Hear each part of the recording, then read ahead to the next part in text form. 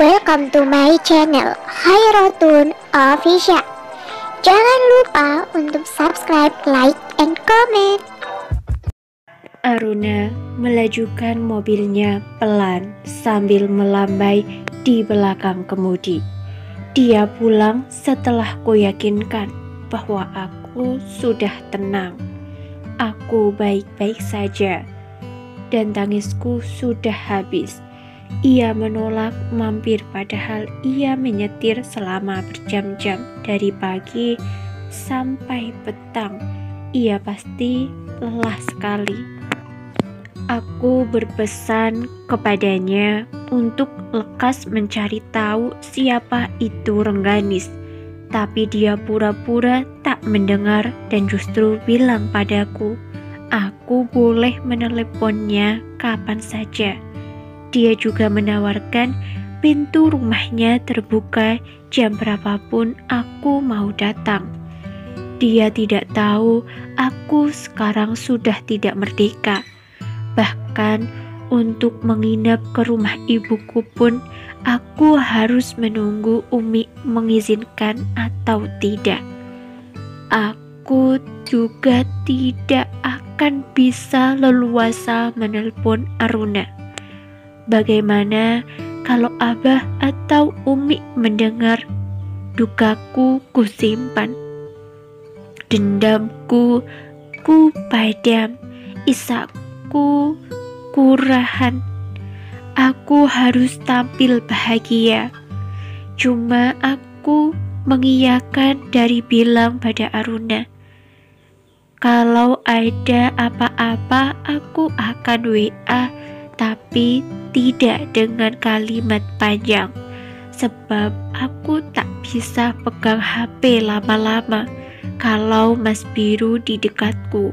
Aku jengah kalau Mas Biru terlalu fokus ke HP-nya. Jadi aku tidak melakukan itu biar Mas Biru belajar bagaimana memperlakukan orang lain. Sebelum berpisah tadi, Aruna memelukku lama sekali, seperti memberiku kekuatan. Tadi dia ngotot aku harus bertahan dengan Mas Biru. Lama-lama dia bilang dia akan mendukung apapun keputusanku, yang penting aku tidak tertekan. Kalau coba soal itu aku sudah terlatih. Samar-samar ku ingat wajah Kang Dharma. Aku sangat kaget dengan pertemuan kami yang tak sengaja tadi.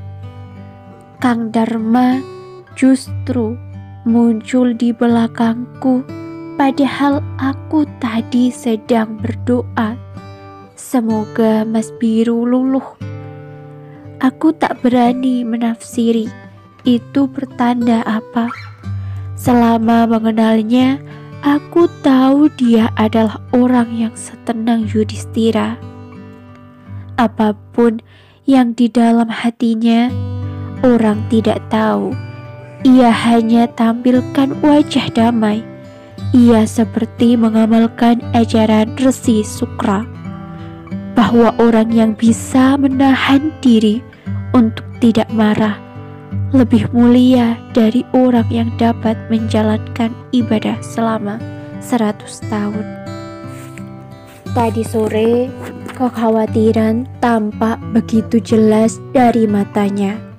Mungkin saking parahnya tangisku, meskipun dia hanya bicara seperlunya kepadaku. Dia selalu bisa menahan diri untuk tidak bertanya apa yang menimpaku, dan aku selalu menangis karena tahu dia sangat menghormatiku dalam rindunya. Dia tidak pernah memaksaku berbicara dan menjelaskan apapun, seolah-olah dia tahu kelak aku akan menceritakan semuanya. Kang Dharma, kekhawatirannya padaku yang selalu disembunyikannya membuat aku sering berpikir, apakah dia muara dari segalaku? Apakah Mas Biru tidak menyentuhku karena aku ditakdirkan tetap untuk orang lain? Tapi setiap hal itu melintas dalam pikiranku. Aku teringat tradisi kuno dari buku tua, bahwa putri seorang Brahmana tidak boleh menikah dengan putra seorang ksatria. Tapi putri seorang ksatria boleh menikah dengan putra seorang Brahmana. Konon tradisi ini untuk menjaga supaya kaum perempuan tidak diturunkan ke status kasta yang lebih rendah.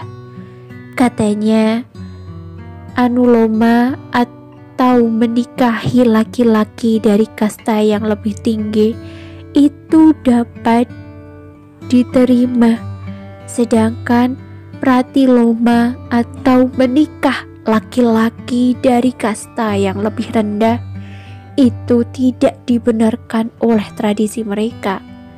Tapi itu hanya ajaran kuno yang terjadi di dongeng-dongeng atau legenda zaman dulu.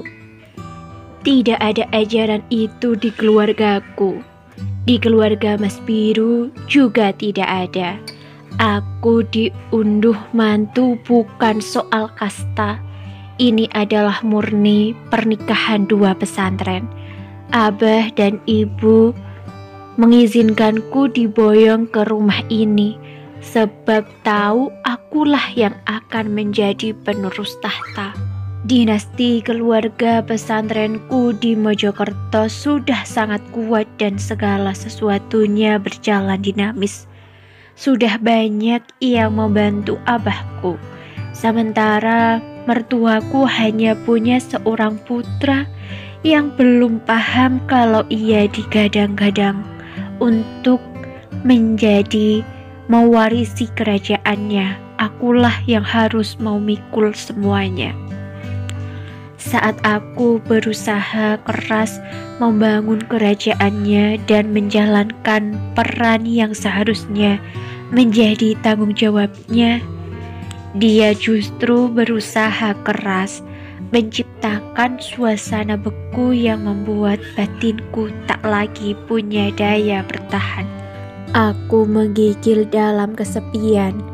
Aku tak tahu sampai kapan aku bertahan. Kuedarkan pandangan kebangunan pesantren. Kangkang santri menunduk menyimak guru-guru mengajar kitab. Banyak orang tapi senyap sekali. 4 mobil terparkir, salah satunya punya Mas Biru. Tumben dia pulang lebih awal. Pelan ku masuki ruang tamu yang terbuka lebar. Aku langsung mencium bau minyak sereh dan minyak kayu putih meruap di seluruh ruangan. Siapa yang sakit? Aku berjalan cepat ke kamar. Mas Biru tidak ada. Kamar pengap, jendela menutup. TV menyala, baju dan sarungnya berserakan. Selimut di sofanya tidak terlipat. Buku-buku berantakan. Bantal dan gulingnya berjatuhan di karpet. Keran di kamar mandi tidak tertutup rapat. Kaset basah dan licin. Handuk bekas pakai di kursi rias. Baru ku tinggal sehari, kamar ini seperti tidak berpenghuni. Aku berjalan melewati perpustakaan Abah menuju kamar Umi. Aku kaget melihat beliau tergolek lemah. Seorang mbak-mbak santri yang membawa nampan teh langsung ku minta. Dia bilang Umi pusing saat menyimak ngaji sampai harus dituntun menuju kamar. Aku langsung menangis meraih punggung tangannya. Ku cium, lalu aku duduk bersimpuh. Umi memejamkan mata tapi tidak tertidur. Di kursi seberang, Mas Biru bersedekap mengamatiku. Aku menunduk antara rasa bersalah dan takut dia tahu wajahku sebab sampai jam segini baru datang. Kemana saja memangnya? Hatiku berdebar tidak karuan. Saya pergi sama Aruna, Mas. Ngapunten. Tidak mungkin kalau ku bilang aku pergi ke makam Mbah Hasan Besari. Apalagi kalau ku bilang tadi sempat ketemu Kang Dharma. Dia tidak mungkin cemburu. Cemburu hanya milik orang yang serasa memiliki. Dia tidak pernah merasa bahwa aku ini miliknya. Aku tidak menjelaskan itu sebab aku tidak mau menurunkan marwahku sebagai istri. Lagi pula pertemuan kami tadi tak sengaja dan kami tidak saling bicara. Umi drop, obatnya tidak kau siapkan. Kalimatnya datar, wajahnya dingin. Dia masih mendekap, punggungnya lurus. Dia melirikku dengan penuh kekesalan. Aku ingin bilang kalau semuanya sudah kusiapkan. Bahkan obat-obat sudah kubuka satu persatu. Sudah kutaruh di mangkuk kecil tempat Umi biasa kuracik. Tapi aku tidak berani mengatakan itu. Maafkan saya, nggih. Ini kalimat yang kupilih. Aku telepon kamu puluhan kali, tidak ada jawaban. Dia membuang muka. Hatiku berlompatan. Khawatirkah ia? Kangenkah ia? Merasa kehilangankah ia? Sepanjang pernikahan kami, memang baru kali ini aku lama pergi, pagi sampai petang. Jangan sampai Umi drop lagi. Jangan lupa siapkan obatnya. Pasrahkan sama mbak-mbak kalau memang kamu sibuk. Nadanya menohok. Aku menunduk, kaget dan cepat menghapus rasa senang yang baru saja terbesit di hatiku. Dia tidak mengkhawatirkanku. Dia hanya menyalahkanku atas kondisi kesehatan ibunya. Air mataku menggenang di pelupuk mata. Sudah makankah ia? Kenapa bajunya begitu lusuh? Tidak bisakah dia mencari bajunya sendiri di lemari? Ataukah saking paniknya atas kondisi Umi? Aku sudah cek kondisi Umi. Beliau tidak apa-apa. Ini cuma karena Umi telat minum obat. Mas Biru saja yang tidak tahu sebab dia jarang di rumah. Nggih, jawabku lirih. Dia diam terpaku. Umi terbatuk. Dia bergegas menuju meja mengambilkan teh. Aku menundukkan Umi dan menyangga badannya. Dia meminumkan teh, sama sekali tidak menatapku. Ndak usah marahin Alina, Le. Obatnya Umi sudah disiapkan sama dia kok. Umi ki gak wani minum obat soalnya Umi belum makan. Umi gak enak makan soalnya kepikiran Alina. Lu kok suwe. Sudah makan kamu, Lin? Dereng, Mi. Air mataku jatuh. Lalu ku usap sebelum Umi tahu kalau cintanya membuatku terharu. Umi, mau saya masakin apa? Monggo kita makan bersama. Umi mau sambal tempe, kemangi. Mbak-mbak tadi bikin, Lin, tapi gak podo karo bikinanmu. Aku tersenyum memasang sandal ke dua kaki Umi. Beliau tidak tahan dingin. Aku melipat mukenanya, lalu menuntunnya ke ruang tengah. Aku di sisi kanan, Mas Biru di sisi kiri. Mas, mau saya buatkan sambal atau nasi goreng? Gak usah, sautnya. Umi meroleh cepat ke arah Mas Biru. Saking jengkelnya kepadaku, Mas Biru lupa kalau kami harus bersandiwara. Aku memberinya kode dengan mataku bahwa Umi bisa lebih drop lagi kalau tahu dia ketus begitu. Iya wes, sekalian buatkan Mas nasi goreng, jawabnya tanpa memandangku. Aku tersenyum memasak di dapur sambil bersemangat. Kulihat Mas Biru memijat kaki Umi yang selonjor di kursi panjang. Setiap kulihat bibir dan dagunya, aku bergetar hebat, tapi aku kembali ingat penelokannya malam itu.